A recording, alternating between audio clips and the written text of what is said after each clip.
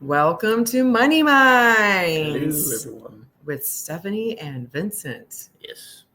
Yes. All right. So this episode is about thinking like a millionaire, even if you're 12 years old, right? It doesn't matter what the age is. Yep. Doesn't matter where you are in your life. Millionaire toddlers. Well, maybe, maybe not 2-year-olds. Yeah. Excuse me. Just getting over being sick. Okay, so doesn't matter where you're at, what stage you're at, parents, children, you can think like a millionaire. And the reason why we thought about this particular topic is because what characteristics do rich people have or successful people have? If we think about all of the successful people that we know in our lives or in the public arena, we can start to pick up on some similar characteristics. And we decided to pick two people as a couple of examples and what they have to say. We want to share what they have to say about what rich people do, what successful people do, how they think, right? So that's where we're coming from on this episode. And I'm gonna try this present again. Let's see if we can do this. And I'm gonna share my screen and let's do this. All right. So hopefully everybody can see my beautiful presentation, our beautiful presentation. Excuse me.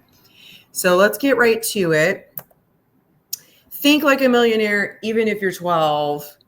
Millionaire mindset versus a middle class thinking. So, or even poor class, right? And it's not to say there's no negative connotation. People are not better than other people.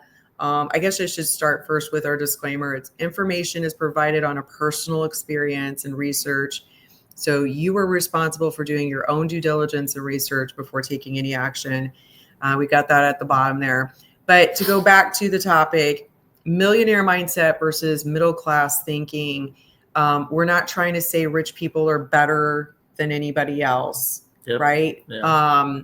We just want to know how they think differently. Clearly, they think differently because they're achieving things that we haven't yet, right? So, one thing is rich people focus on opportunity, not obstacles.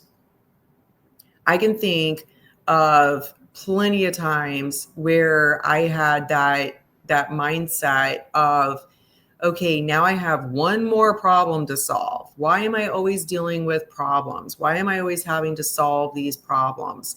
And I was coming up with solutions. It wasn't like I wasn't doing anything. I wasn't just sitting there complaining. But the thing is that I realized at one point that is a superpower, that every challenge that I have faced and come through on the other side has given me more tools in my tool bag, my toolbox, that now I can solve that problem again super easy. I can help somebody else solve that problem now because I've been through that. I've solved that problem. So it's actually an opportunity because if I can solve all these problems now for myself, now I can help other people solve those problems. These are opportunities, right? So whereas the middle class thinking is focusing on fear and limitation, right? So again, not to say one is better than the other as far as quality of person or anything like that. It's just generally speaking, this is the kind of mindset that we've seen. And so Harv Eker in particular, in his book, Secrets of the Millionaire Mindset, he says that rich people are committed to being rich. Poor people want to be rich. Excuse me. I think that's a big difference, right? Everybody wants to be rich, but how many people want to be rich, and then go on to become rich?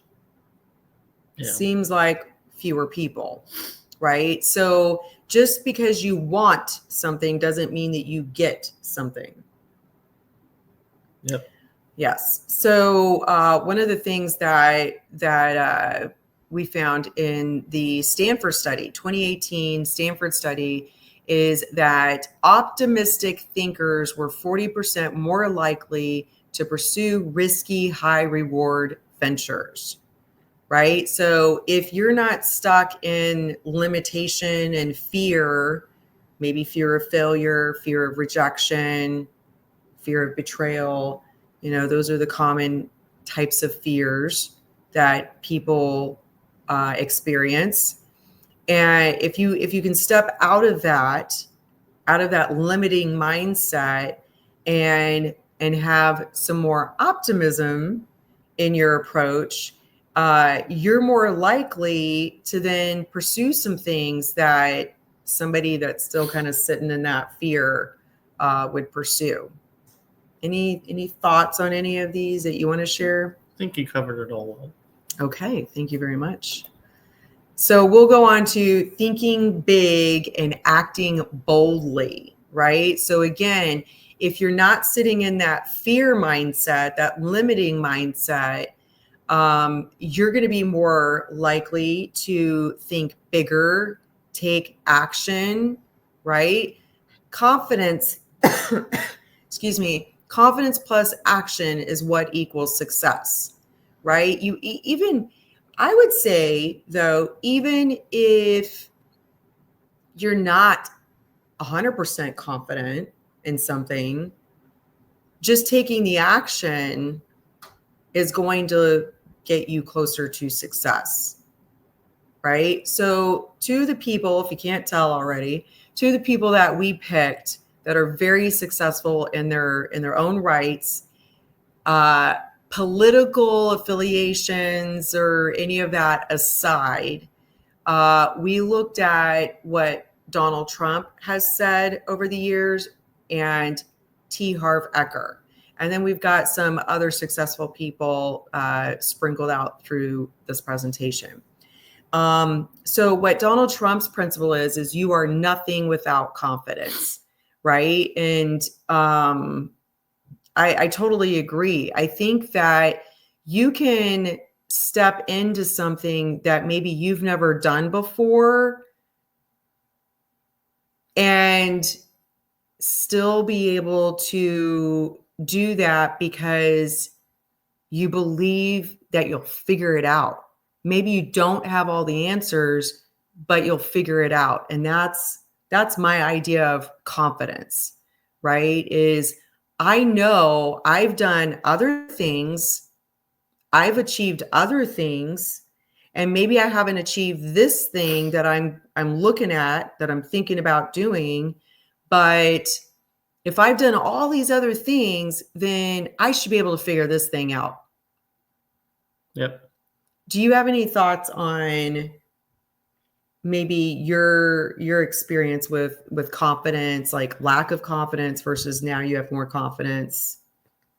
I think if you take a big leap, and as long as you have the confidence to do such a thing, you have, first of all, to start with confidence. And when you go into something that's outside of your comfort zone, it's going to be scary, but you're going to feel better afterwards instead of always being in your comfort zone most of the time.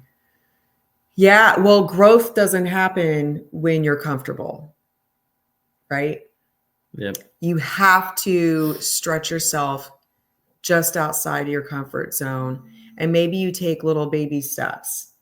But I think that's such a great point that maybe when you're taking those scary steps, taking those actions that are leading you out of your comfort zone, instead of focusing on how uncomfortable it is, focus on the end result, right? So you're going to be better for it afterwards. You're going to be stronger. You're going to be more successful when you step out of your comfort zone. Start with those little steps, right? So successful people take massive action despite fear or uncertainty. So yes, I think massive action could be relative, right? Because Donald Trump's massive action is going to be very different from your massive action, right? I think it's relative to your situation, where you're starting, right? And, if you think about successful people like Elon Musk, right? He bet everything on building Tesla and then did it again with SpaceX. Could he have done SpaceX without being successful with Tesla first, right? SpaceX, I think, was the next big thing for him. And Tesla, that whole story of how he got that off the ground and going, you should check that out, because he took a lot of massive action and did things that no one even thought could happen. And so, T. Harv Eker says, rich people are bigger than their problems. That right there is huge. That's a huge mindset shift, right? When you think that you're feeling overwhelmed by something, that you're stressing out and everything seems like too much, then you're thinking that all of that's bigger than you. And so, of course, it feels overwhelming. But successful people, rich people, don't look at the problems or the challenges that way. They are bigger than those problems because they've already solved so many other problems leading up to that problem. That's just another opportunity, right? So, it's really a mindset shift in from that limiting belief to that abundance belief that, I'm not my problems. My problems are not going to overtake me. I am bigger than the problems that I have. So one of the things that we have here is courage isn't the absence of fear. It's taking action with fear, right? So you're never going to be able to step out of your comfort zone. You're never going to get past that fear if you don't step out of it. Take that uncomfortable action. It doesn't have to be perfect to be able to take a step forward, right? So thinking big and taking action. Excuse me. We're talking a lot about mindset shift. And one thing that T. Harv Eker said is that each person has a subconscious money thermostat. And this comes from your childhood, of course, right? So when you were very little, all the way up, if you think about your earliest memories about how your parents handled money, what were those conversations like? Then that is what you internalized, and that built your money blueprint. Your mind is your money thermostat. And so the moment that you start to see more success, if that's outside of your money thermostat, you are going to start to readjust yourself. You are going to change your circumstances so that you're not as successful as you are becoming, because that's outside of your blueprint. And so what that means is, okay, you're up for a promotion and you're going to go from, making 50,000 a year to 80,000 a year. And you're used to making 50,000 a year. And now you have this opportunity to make 80,000 a year. Well, if that doesn't fit within your money thermostat, you could very well sabotage yourself and not get that promotion, or you screw up that promotion and you're demoted back down to that $50,000 range, because that's where you think you belong. That's what you're used to. You think that's what you deserve.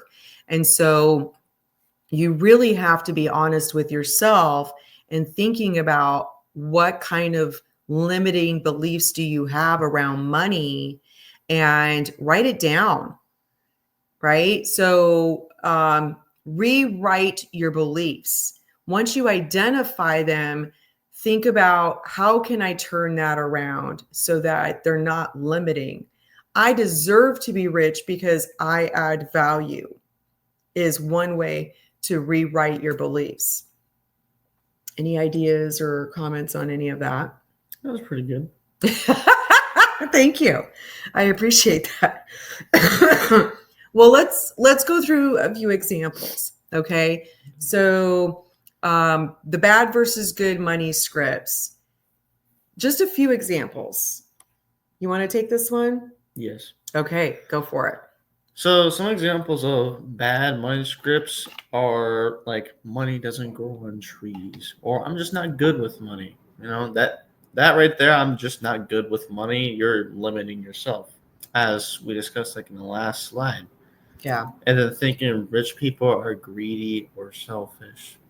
Mm-hmm. Now, I'm not going to say that all rich people are like not greedy and selfish, but they are smart of how they all got their wealth. Right. Yeah. They all got there in the same way, but on their own different paths. They got rich. Mm-hmm. Then I have to work really hard for every dollar earned. You may do, but there's also working smart hard or something. Working smart hard. I like it. Yes. Wait, isn't it working smarter, not harder? That's what you want to try to do. There's the working smarter, not harder, and then there's the third one where you just take action with confidence. Ooh, back to what we were saying before. It's my third one. Yes. So those are all limiting. As in, like, maybe you do like your W-2 or your job. Mm-hmm. There's nothing wrong with that, really isn't. If you're happy where you are and you have no worries in life and you're in a good position, that's great. It's very good. Yes. But if you're a hungry person, you want more, then that's when you have to start stepping out of that comfort zone. Right. Exactly. So the thoughts, right? What T. Harv Eker said is you have, I think it's your thoughts, beliefs, actions, right? Something like that. There's a formula for that. I wish I had it in here. But you start with those thoughts, right? Your blueprint, and these kind of limiting thoughts. You want to recognize them, and then you want to flip the switch, rewrite them. So instead of money doesn't grow on trees, what would you say? Money grows in my bank account. Money is a tool to create freedom and impact. Excuse me. Yes. Yes. Then you have, the more value I provide, the more money I earn. It's true. If you provide value by solving problems, the bigger the problem, the more money you earn. Ooh. Say that again. The bigger the problem, the more money you earn. I love it. Right? So problems are not a bad thing, actually. If you get really good at solving problems, you can solve problems for other people. Yep. They'll pay you for that. And the bigger the problem, the more money you make. I love it. Like demand and supply. Supply and demand. Yes. Yep. Yes. Everybody has problems. Yep. And then there's another favorite of mine: attract opportunities by being bold and prepared. Because with that, if you just appear bold and prepared, you may have no idea what you're doing, but as long as you appear at that, opportunities will come as long as you keep your mind open too. Yes. So once you get those opportunities, you, in a certain sense, fake it till you make it, but you will find the way through your confidence and past that fear, taking the leap. Right. Courage. Right. Yes, absolutely. And then every morning you should at least wake up. Every morning you wake up and every night you go to bed. You should always at least tell yourself, say to yourself in the mirror or say to your mind to yourself, I deserve to be financially free and happy. That's a loaded statement, I think, for a lot of people. Especially if you're thinking rich people are greedy or selfish. That's hard to say, I deserve to be financially free and happy, right? So I think you have to, again, be honest with yourself, unpack that, those limiting beliefs, those negative beliefs about people. If you are financially free and happy, you're more likely to help other people. I've heard, and now I can't remember who said it, but it's like, think about how many more people you could help when you're successful, right? It's harder for poor people who are already struggling on their own to help other people, right? So if you are successful in whatever way that means to you, if you can manage your money well, right, then you're going to be able to help other people. You're going to be able to help other people by solving their problems. You're going to be able to provide things for other people that maybe are close to your heart and, that means something to you. You're going to be in a better position to do that. So you're really flipping that script from those limiting scarcity type of mindset belief where it's going to keep you stuck. It's going to keep you stressed. You're going to sabotage your own success. You want to switch from that to, I can be empowered. I can be in a position where I can help other people. Right? So I love that. Anything else you wanted to add? No, that was great. You did a good job.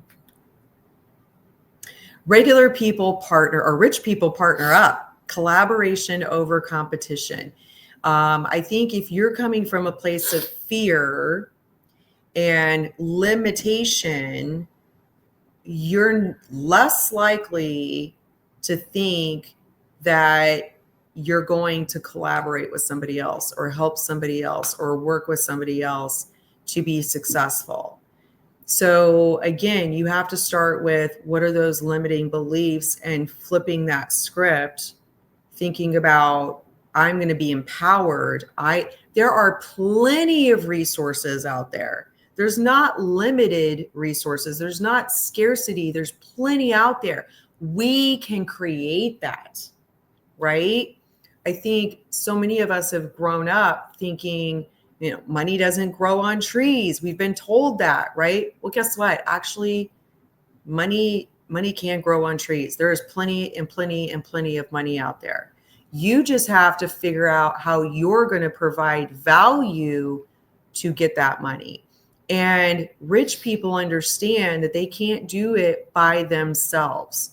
Trump, for example, said, you can't be successful alone. You have to build a power team, right? So you can try to do it by yourself and maybe you're successful, but it's going to take you longer. It's going to be harder, right? This goes back to the opportunities of solving problems.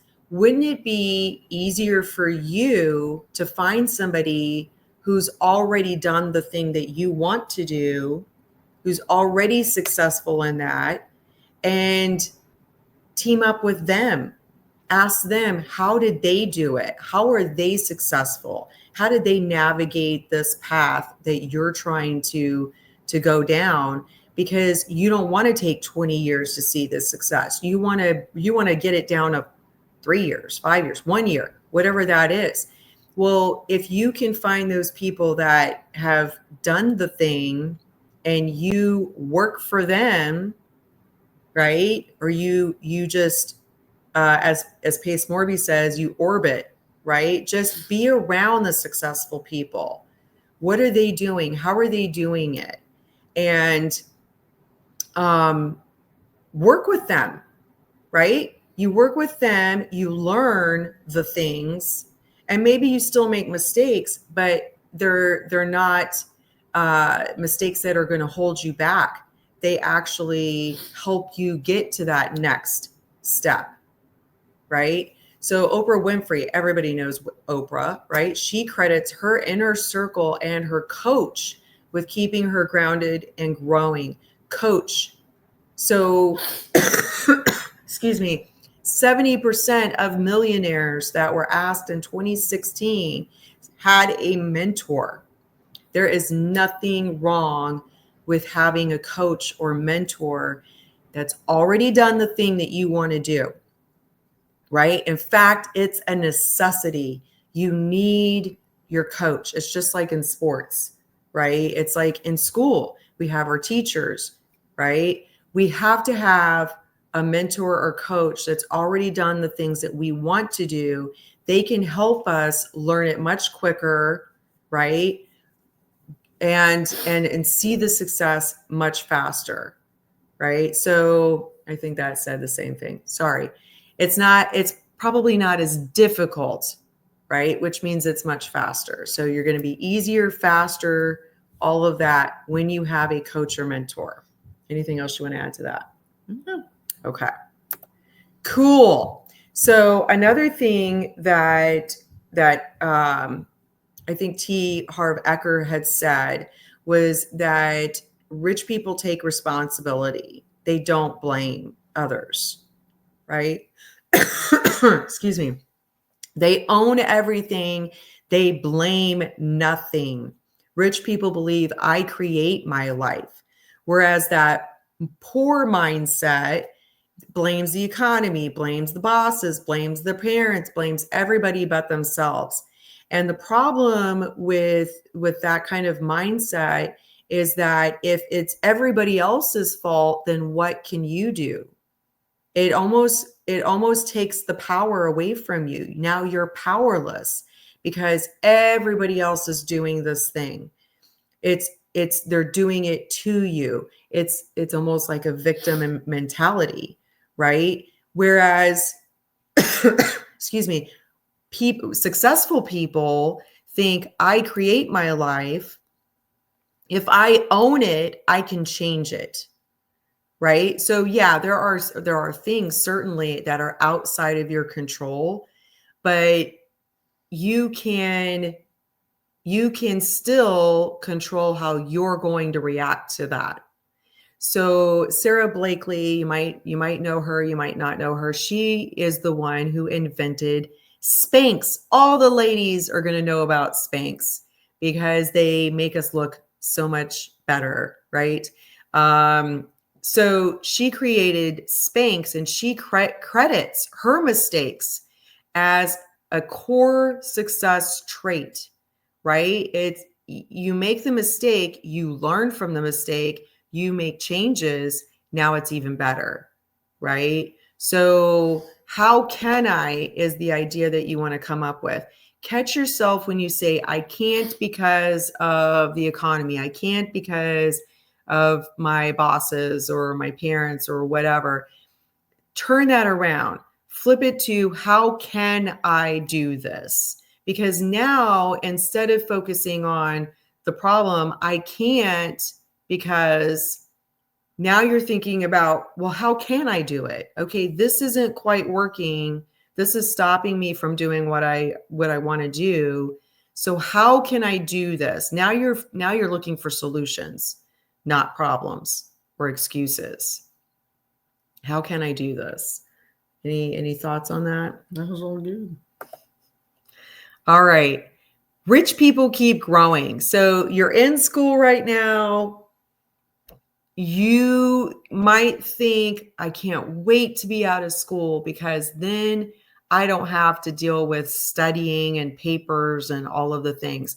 And that's very well true. You don't necessarily have to write papers, but don't limit yourself by thinking that you're just going to stop growing when you're out of school. Okay. Never stop investing in you. The more that you put into yourself, into your growth, okay, nobody can take that away. And the better you get. So both Eker and Trump stress lifelong learning and self-improvement. Warren Buffett actually still reads 5 hours a day. These are very successful people, and excuse me, and they're spending their time on their personal development daily. The wealthiest 1% read and study personal development daily. And I think I remember hearing somebody say once, or I heard about somebody saying once, yeah, I don't do self-help books. Yeah. So you might think you're better than that. And I think that you're limiting yourself, right? Because everybody has a challenge, something that they're kind of working through. And you may not be able to get the answer by yourself. That goes back to having a mentor or having a coach, right? Somebody else that can see what you can't see. And there's so many resources out there that can help you with that. Mel Robbins is fantastic. Tony Robbins, and I don't think they're related. That's kind of funny. They both have the same last name. There's so many people out there. Dean Graziosi. They have one. Jim Quick. There's so many people out there that can help you flip one more switch in the right direction, right? Because your success, I think I've heard it's 90% of your success starts here. It's about your mindset and the way that you're viewing things, right? Are you in that limitation or are you in that abundance mode? So unless you got anything else to say, I think it's time for a call to action. Yeah. Yeah. All right. So let's do it. So pick one thing this week that you're going to improve on, either a skill, a mindset, making a connection with somebody, starting your networking, right? Reaching out, creating those connections with other people that maybe you can collaborate with. Do that and share it in the comments. We want to see what you guys are doing. And hopefully you like it, you'll subscribe, you'll share. We want to get the word out. We want to help our kiddos and parents help ourselves, right? Find the success that we know we can have, right? So thank you so much. That's the end of today's episode. And have a great day. Yes.